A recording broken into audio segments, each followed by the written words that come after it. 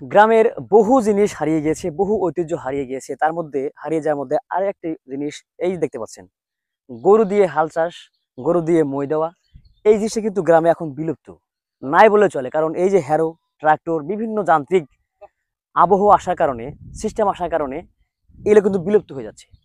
তো দেখতে পাচ্ছেন যে এই যে আমাদের এক কৃষক ভাই, যিনি আমাদের এই গ্রামের একটি জমিতে উনি মই দিচ্ছেন, এই দৃশ্যটি এখন আর দেখা যায় না। কারণ হচ্ছে যে আমরা শহুরে মানুষ যেমন যান্ত্রিক হয়ে গেছি, আমরা গ্রামীণে যারা বাস করি, গ্রামে যারা বাস করি, তারাও কিন্তু দিন দিন যন্ত্রের উপরে আমরা বেশি আকৃষ্ট হচ্ছি। এটি করে আসলে আপনার কোন জায়গায় মানুষ আগে পরিশ্রম করতে পারতো। যিনি আগে ভ্যান চালাতেন তিনি অনায়াসেই একটি ভারী বস্তা উনি কাঁধে নিয়ে যেতে পারতেন। কিন্তু দেখা যাচ্ছে যে মাত্র 40 কেজি ওজনের বস্তা উনি ঘাড় নিতে পারেন না।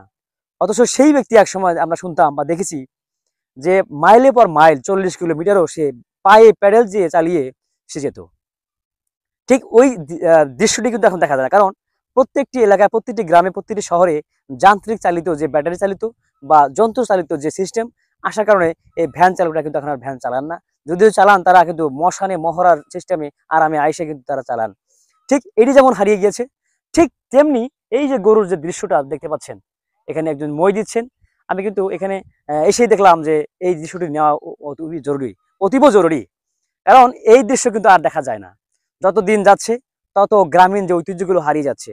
তা আমি কিন্তু আসলে গ্রামের লোক হওয়ার কারণে আমি চাই যে সেই জিনিসগুলো থাকুক, আমরা সেটা ধরে রাখি। কিন্তু আসলে ধরে রাখতে চাইলেও ধরে রাখা যায় না। কারণ মানুষ চায় উন্নতি, মানুষ চায় প্রতিযোগিতা, মানুষ চায় নিজেকে আরাম আয়েশ দিতে।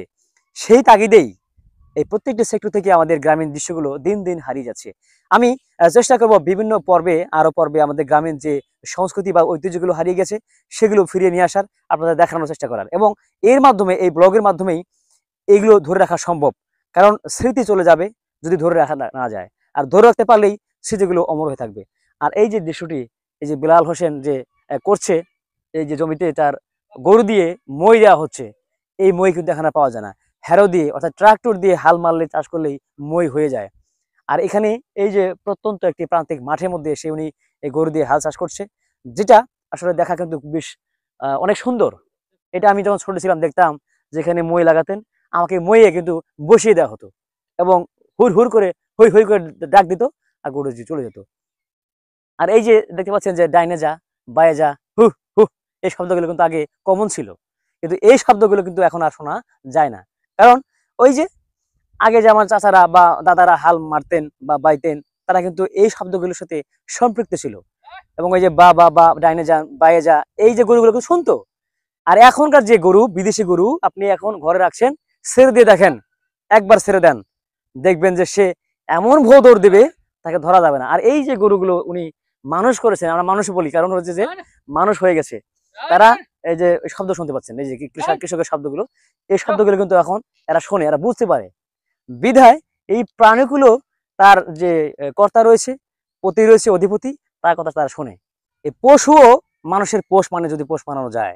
কিন্তু আমরা যারা মানুষ আছি তারা কিন্তু আসলে পোষ মানতে চাই না। পোষ মানলেও আমরা স্বার্থ দেখি, আমরা নিজেদেরকে উজাড় করে দিতে পারি না সেই মনিবের জন্য, বা পিতামাতার জন্য, বা সমাজের জন্য। আমরা যখনই সুযোগ পাই তখনই প্রভুর প্রতি আমরা আনুগত্যহীন হয়ে যাই, যে কারণে দিন শেষে আমাদের কিন্তু অপচয় হয়, আমরা লোকসান হই, আমরা লসের মধ্যে পড়ে যাই।